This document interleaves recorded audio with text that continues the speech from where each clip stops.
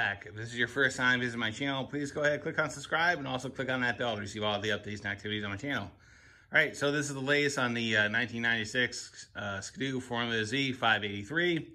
Last video, we talked about getting it running and getting the carb unfrozen. And so what we're going to be doing today is we're going to be tackling the C steering, right? But in the meantime, what I've done is I've taken the pipe off. I've rust treated it with phosphoric acid, and that's gonna basically stop the rust and to the point where we can paint it. So I've done this several times on my channel. What I'll do is I'll put a link in the description of the video on what the exact process is, and so we don't have to repeat it. So yesterday I actually took it outside and pressure washed it and cleaned it and everything else. So cleaned up pretty well, really no surprises. So it looks pretty good.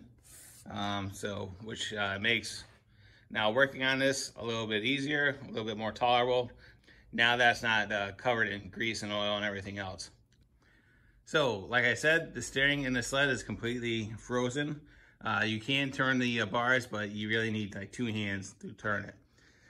So, what I suspect is going on is I'm pretty sure that one of the spindles in the trailing arms are seized or they're just bound up. As far as diagnosing it, it's pretty easy to do because if we look, handlebars are attached to the steering post, it goes down, and then there's a joint that goes underneath the engine, and then it comes out to a tie rod. So then the steering tower is connected to the tie rods, which basically move in and out to move the skis. So with the steering and the way it is, there's not enough surface tension in those assemblies that would cause the result that we're feeling in the bars. So I'm pretty sure that the spindles are seized in the trailing arms. So it's gonna be pretty easy to diagnose. All we're gonna do is we're gonna pop the drop arm off the spindle at the top. We're just gonna loosen up that clamp, pop the drop arm off, and then we'll do this side first, see how we do. So to remove that drop arm, you need a 6mm Allen and a thin wall 13mm socket. Once you have the bolt removed, go ahead and pop the black beauty cover off, and then there's a circlip on top of the spindle, so go ahead and take that circlip off. All right, once you have the circlip removed, you can then remove the drop arm and just take like a 3-pound mini sledge and just tap it from the bottom, and then it'll come right off. So like we suspected, the spindle is completely bound up in the trailing arm, and I can't even turn the ski at all. So what we're gonna do is we're gonna tap the spindle out of the trailing arm and just clean it up. It's just probably full of corrosion and everything else. All right, so this is where we're at. I was tapping on this guy with a dead blow for about 5 minutes. It wasn't budging. So what I did is I just went over to the other side, disconnected the drop arm, and tried to tap that one out, and I had the exact same issue. Tapping on it for like 2 or 3 minutes, wasn't going anywhere. And so I looked inside the spindle, just make sure I wasn't missing anything. And it's not, it's just a solid spindle. So what I ended up doing to get it out, I used some extreme force to get it out. And what I did is I took, I think this is like a 1/2-inch socket with a 3/8-inch impact extension. And all I did was I dropped it in the spindle. It's resting up against the shoulder.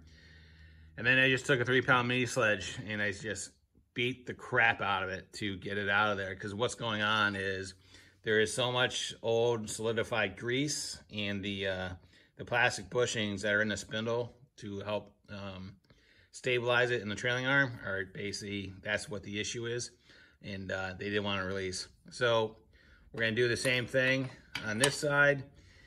And what I did on the other side, I just took a cloth towel and I just put it in between the bumper and the extension, because we have about 1 inch clearance and I didn't want to hit that bumper with the sledge. All right, so let's go beat the crap out of this thing and get it out of there.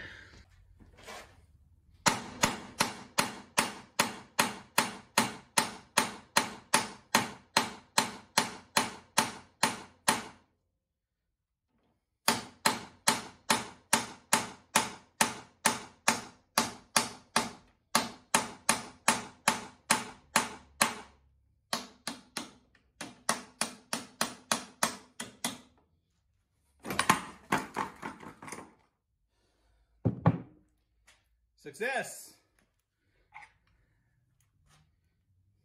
All right, so here you go. Here's a victim, right? Like I said, just a bunch of old dried up grease. And again, when that stuff dries out, it's just like increases the diameter of the spindle in the trailing arm. And no matter what you do, it's just gonna sit there and bind up, right?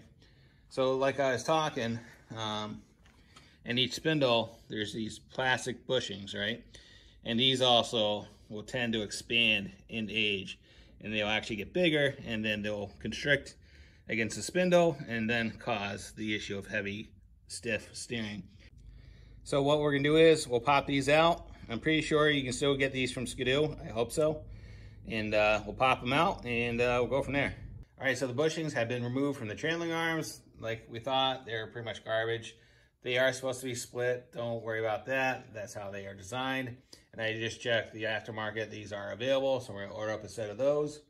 As far as the skis are pretty much garbage. You know, this is pretty typical of a ski from like 30 years ago. Skidoo used a steel overstructure, and then they were fastened to a plastic ski bottom. And as you can imagine, over time, the powder coat just flakes away from the steel overstructure, and it becomes a real mess. These things are pretty much garbage. So what we're gonna do is we're gonna try to find a set of skis and put those on. And so we're on the hunt for those. But in the meantime, we went ahead and checked the steering, and it's pretty good. So a little bit of resistance on it, but I can move it really with one finger. So if there is a little bit of resistance built into it, more likely it's coming from the shock tower or the steering tower. So what we'll do is at some point I'm just gonna remove that nut, remove the drop link, and then just clean it up and go from there, and then we should be all set. Because other than that steering tower, there's really nothing really left that would actually cause that much resistance. It's either that or the pivot underneath the engine, but typically it's not that guy, it's usually that guy. So what we'll do is spend some time on that, do that off camera, so we can go from there. But what I really have to do at this point, I have to clean up the workbench. It's really becoming a mess, to say the least. We have about 3 or 4 projects that are related to that sled, and they're all hanging out, and I'm losing horizontal space. So I gotta spend some time cleaning up before I do anything else on this and go from there. All right, guys, if there's any thoughts, questions, concerns, whatever it may be, go leave a comment in the box. I'll get back to you as soon as I can. And as always, thanks for watching and have a great day. See ya.